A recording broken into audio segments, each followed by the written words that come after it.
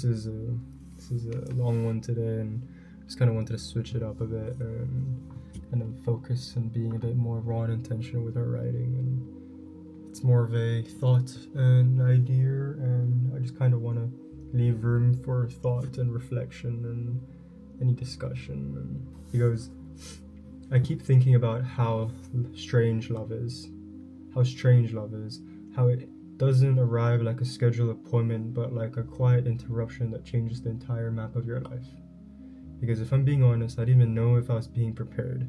I look back at the old chapters, every detour, every disappointment, every season where I thought I was falling behind, and I can feel the pattern now, like stitching on the inside of my jacket you only notice once it's warm enough to wear. And at the time I just felt messy, random, like I was collecting lessons I never asked for. But now it feels like God was arranging things in the background with a patience I didn't understand, not because I was perfect, not because I did everything right, but because He knew.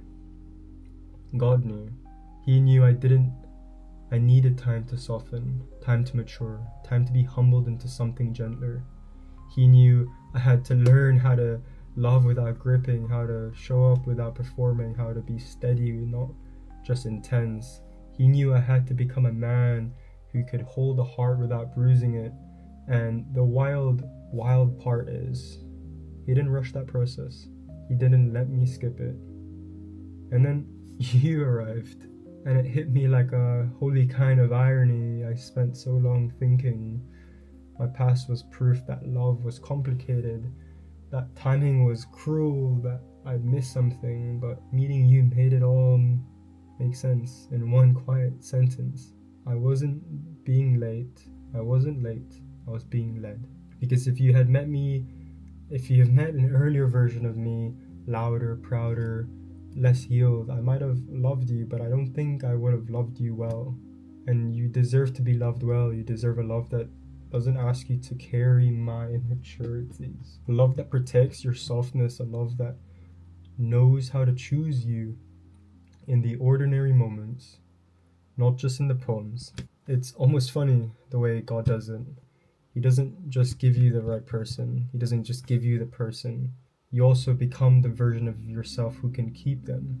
And with you, love feels like that. Not like a lightning strike that burns out. Love, more like a lamp that stays on, more like a hand that doesn't let go when the world gets noisy. And I think that's the beauty. Sometimes I catch just us walking somewhere simple, and I think this is what it's all for. The errands, the ordinary streets, the boring days, because love isn't only fireworks. Love is the decision to keep sharing life's smallness until it becomes sacred. And I swear it's like life was always meant to be walked holding hands, not as a metaphor, as a truth, I think. Like God looked at the big, overwhelming world and said, I won't let you do it alone.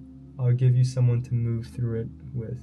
Someone to steady you, someone to make you laugh when you forget how, someone to remind you the tenderness and strength. Because if I'm being so honest with you, you're definitely my reminder. You are my reminder. And I don't say that I'm a finished product. I'm still imperfect, still learning, still becoming, but maybe that's the point. Maybe God didn't bring us together because we were complete. Maybe He brought us together so we could grow into what we're meant to be. Side by side, holding hands, stubbornly choosing each other through the becoming. Tonight I'm writing this down as proof. I don't even want to ever forget on the days when I'm tempted to overthink life. That God's timing is terrifyingly perfect. Because somehow every not yet was mercy, every delay was direction, every past chapter was shaping the man who would one day get to love you. Because somehow and honestly, I don't know what I did to deserve this. Sometimes I question I don't deserve any of this at all, this kind of gift, but I know what I'll do with it. I'll hold your hand, I'll keep growing, and I'll keep choosing you.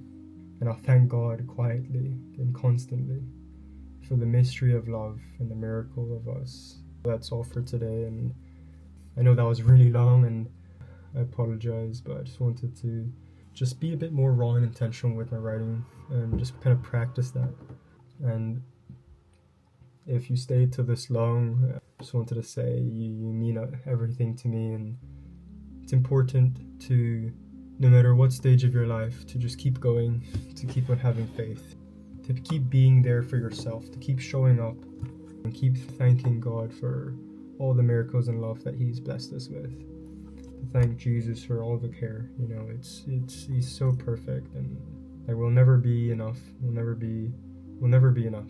But in His eyes, we're always perfect. We're imperfectly perfect, and that's just a reminder to love yourself and to love the people around you, to love your loved ones, and don't forget to say 1, 4, 3. Don't forget to spread love, and in Jesus' mighty beautiful name, we pray. Amen.